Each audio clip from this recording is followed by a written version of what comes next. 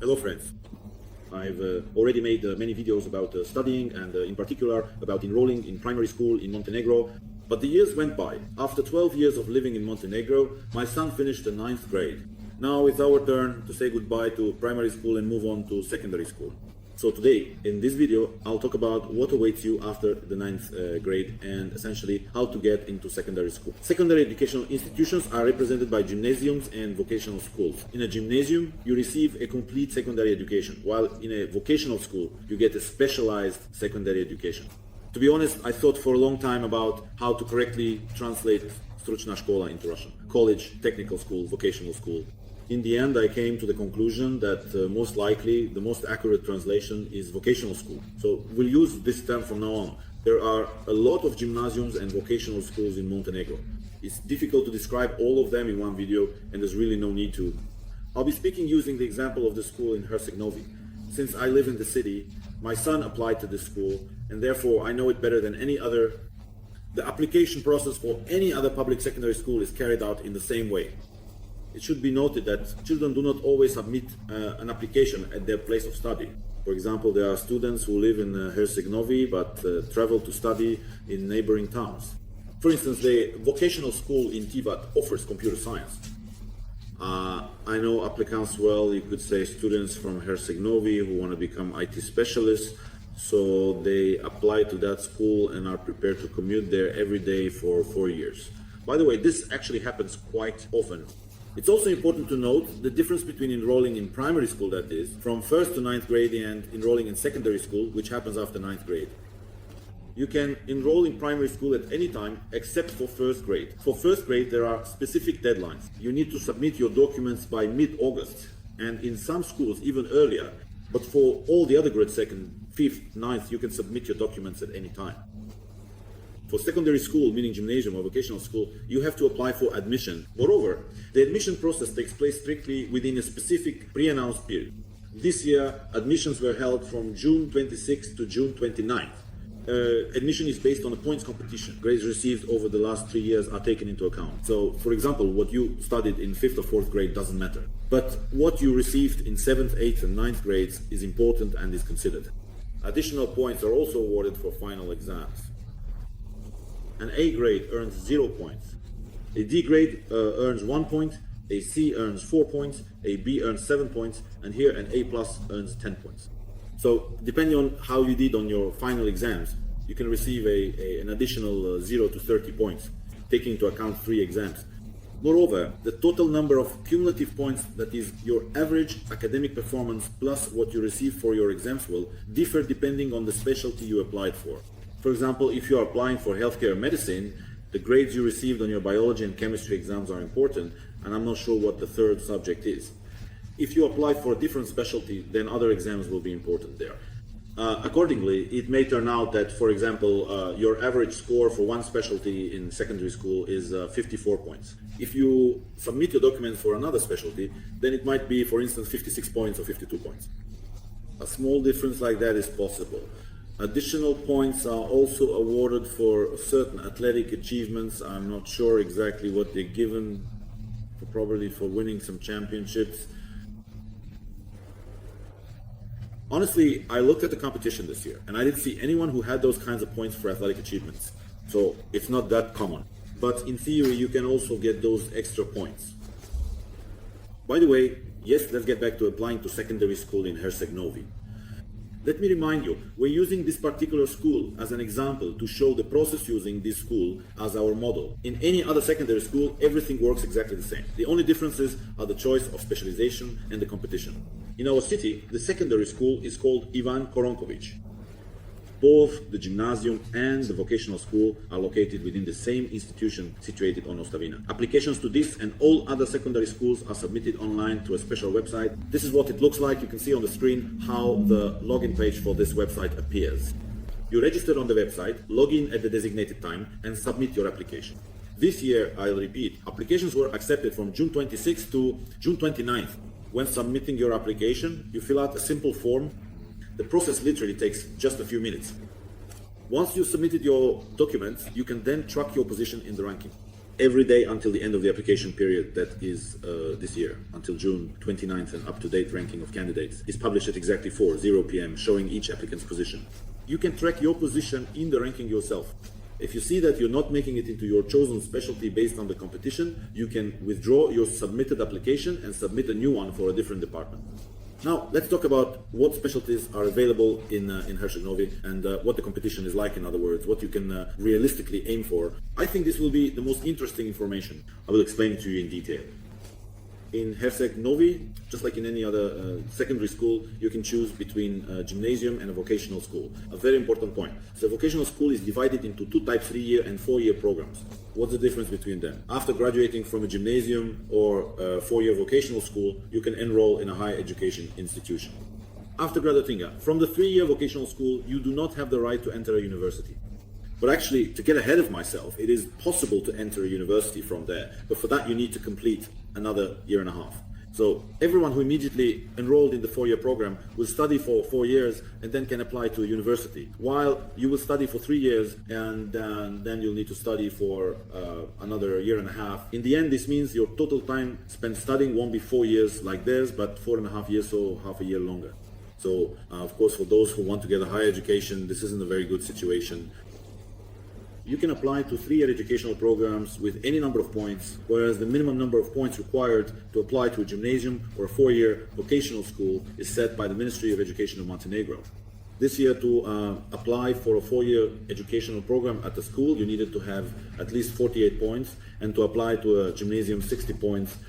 However, this minimum, strictly speaking, does not guarantee that you will be admitted.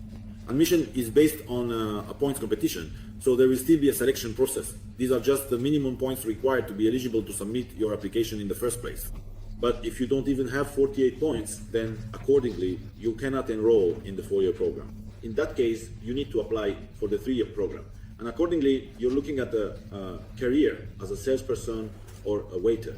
Or, as I mentioned just recently, you can study for another 1.5 years, finish school 6 months later than other students, and also gain the right to apply to a university. So what range of majors is available at? I will now talk about the majors and also tell you about the competition for each of them. And please note, I won't be mentioning what the competition was on June 26th or on June 27th. I'll give you the final competition numbers, meaning what they were as of June 29th. In other words, these are the final numbers, which are definitive and not subject to appeal. So, I'll start with the gymnasium. General Gymnasium is accepting 84 students. Looking ahead, I'll show the competition numbers later, but just to say, I expected that the gymnasium would have the most applicants. Turns out that's not the case. There's actually a shortage of applicants for the gymnasium. If I'm not mistaken, 70 people submitted their applications. Let's take a look now. Let's check it out. All right, so here we go. Just a reminder, there are 80 spots. So, as you can see, 70 people applied. So, there's a shortage. 84 spots, sorry. I said 80 earlier, but it's actually 84. And only 70 people applied. Now let me remind you, the minimum passing score is 60, so you can see that the very last applicants are barely making it through the competition. So you could say that anyone who meets the requirements can easily get into the gymnasium. I don't see any competition here at all. The philological gymnasium, in my opinion, is the most useful department, by the way, with a very low level of competition. In fact, there's no competition at all. Admission there didn't happen. There were only 5 applications, so they decided not to open the department. All 5 people who applied to the philological gymnasium were eventually transferred to the general gymnasium. Why do I say it's the most useful? They teach languages there, 4 languages: Montenegrin, English, Russian, and Italian. Well, that's what the principal told me. I didn't find out the details, I didn't ask for clarification. That's what the principal said, basically. And I think that no matter what you decide to do in the future, knowing languages is always a huge advantage. Even if out of the whole program you end up learning only English, that's still a huge plus. They plan to enroll 28 students, but as I said, there were only 5 applicants, so the enrollment didn't happen. And now let's move on to the vocational school. I'll start with the 4-year educational programs. The specialties are as follows: hotels and tourism, gastronomy, healthcare, economics, and construction. For each of these specialties, they enrolled 28 students. Now, let's go back to my computer and take a look at the competition for admission. But the highest competition was for tourism and economics. Here is tourism. By the way, how are the scores evaluated? So you can see here is the final score. That is, we always look at the very last column. This is the average score displayed here, and then something else is added. Honestly, I don't know exactly how all of this is calculated. Here we can see that 10, and 7 points were added for the exams. So the person passed 2 exams with top marks, and 1 with a 7, which is like a B. As a result, they received an additional 27 points. But their total score is 114 points. In short, you don't really need to get into all these details. I look at this final result here, and we see the competition. 28 people were accepted, and there were 33 applicants. In reality, there were even more, but many realized in time that they wouldn't make it to the competition and switched to another major. And these few people were kind of asleep at the wheel, so they didn't get into their chosen major. All right, what do we have next? Next was economics. Let's take a look at economics. The situation in economics is similar, meaning there were also more applicants than available spots. Again, there were a lot more of them. Many people just dropped out on the last day when they realized they wouldn't make it through the competition. Notice that the minimum passing score is 48, but among those who were admitted, the lowest score that someone actually had was 65. In other words, the students who were admitted, or even those who applied, had quite good academic performance, and accordingly there was real competition for these 2 departments. For all the others, it was much easier. Construction. 28 students are 20. Some have passed, a few have not yet passed. But at the same time, we see that the competition, meaning the performance of those who passed, is already lower than in tourism or economics. So this specialty is already a bit less popular. What else do we have? Healthcare. That is basically just everything. You see, the competition is even lower than in construction. So again, there are some who didn't get in, but these are already rather weak students. And then gastronomy. All right, the 29th. Why did I save it twice? Probably by accident. So here's the situation. How many were there? There was a shortage. Not in 20 people, 24 people were admitted.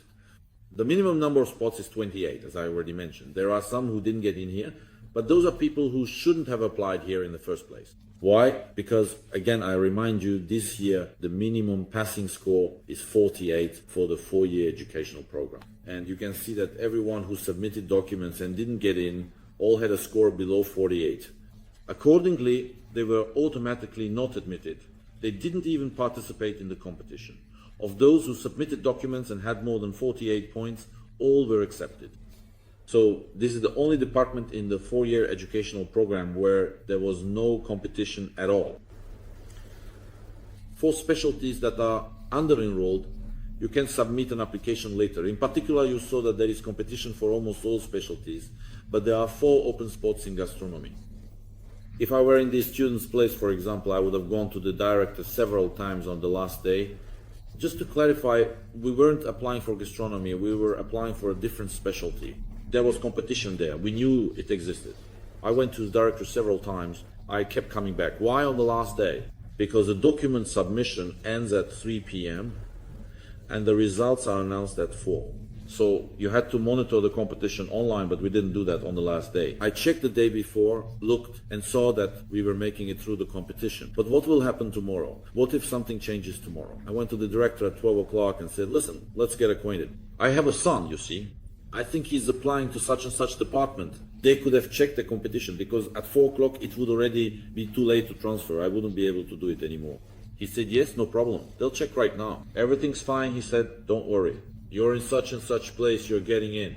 But what if something changes in 2 hours? Well, come to me at 2 o'clock and we'll take a look. There will be 1 hour left to submit the documents. In an hour, nothing will change for sure. All right, let's do that. I came again at 2 o'clock. He checked and said, you're in such and such place. Don't worry, you're getting in. So that's what I did. But for some reason, even though it seems like a pretty simple solution, many people missed it.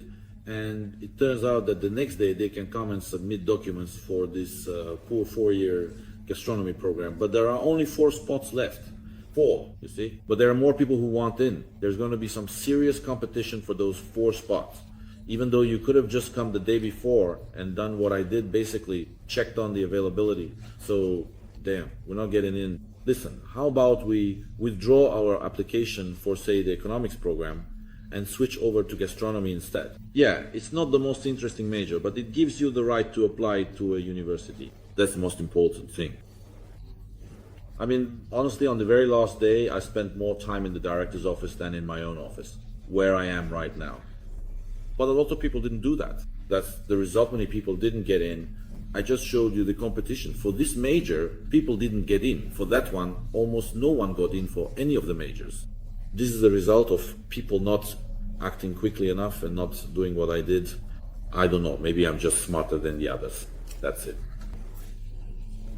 One more thing. It's expected, though this isn't exact information, but it usually happens every year. It's expected that in August, when someone at the ministry comes back from vacation, they'll slightly increase the quota of spots. Accordingly, they had planned to accept 28 people for each department, but then they might say, let's not take 28, let's take 32 people instead. But obviously, well, for example, I don't know exactly how many they'll accept this year, but most likely some additional spots will be added. So in August, there will be another opportunity for those who didn't get in to apply here. You know, that means sitting and worrying for 2 months about what will happen. No one really knows what will happen. Maybe it won't even help. Maybe they'll only add a few extra spots, or maybe none at all. In short, this is a very bad option. It's better, if you're not sure you'll get in through the competition, to use the method I just described, how I went to the director and asked. By the way, she's a very nice woman. I really liked her. She's very willing to help. So, well, going to ask a pleasant woman for a favor, I don't think that's too difficult. All right, let's talk about the next point. Important. The available majors can change from year to year. For example, last year they accepted students for design. This year, that major isn't available. I don't know what causes these changes, but every year the list of majors changes a little. Maybe they're trying to adapt the graduation of students to the needs of the job market, for example. They decided that we don't need to graduate 28 designers every year. Let's say, for instance, we'll graduate them once every 3 years. But that's just my assumption. I haven't consulted anyone about this. It just seems logical to me. In addition to the 4-year educational programs, there are also 3-year educational programs. What are these programs? This is the seller. The Enroll, though, used to enroll 26 students for sales clerk, 26 for waiter, and 28 for plumber. There is no competition for admission to any of the 3-year programs. They accepted everyone who applied. Depending on the competition, some were even admitted with just 20-something points. In other words, to put it simply, these were very weak students, some of whom had grades as low as 1. By the way, it's probably not always a bad thing to get 3-year secondary education. I realized this once let me digress a little when I called the plumber to unclog our toilet. Well, it got blocked. The plumber showed up in a brand new Mercedes. My car, I think, probably costs about 1.5 times less than his. So maybe a career as a plumber isn't such a bad choice after all. All right, let's get back to schools. Alongside state educational institutions, there are also private educational institutions. So if your child doesn't get into a public secondary school through the competition, you can enroll them in a private one. Or if for some reason you don't want them in a public school, you can also choose a private one. Among the private schools in Montenegro, there are both Russian and international ones. I analyzed all of them not too long ago, just in case I thought, what if my child doesn't get in through the competition? What should I do next? So just in case, I analyzed the private schools. I came to the conclusion that among the international schools there are some decent options, some even very good. But in all of these schools, the instruction is in English. So at the very least, you need to have a good command of English. As for Russian schools, well, let's just say I rejected all of them. Well, maybe I missed something. Maybe you should talk to them yourself and form your own opinion. That's all from me, friends. Thank you all for your attention. Goodbye, everyone.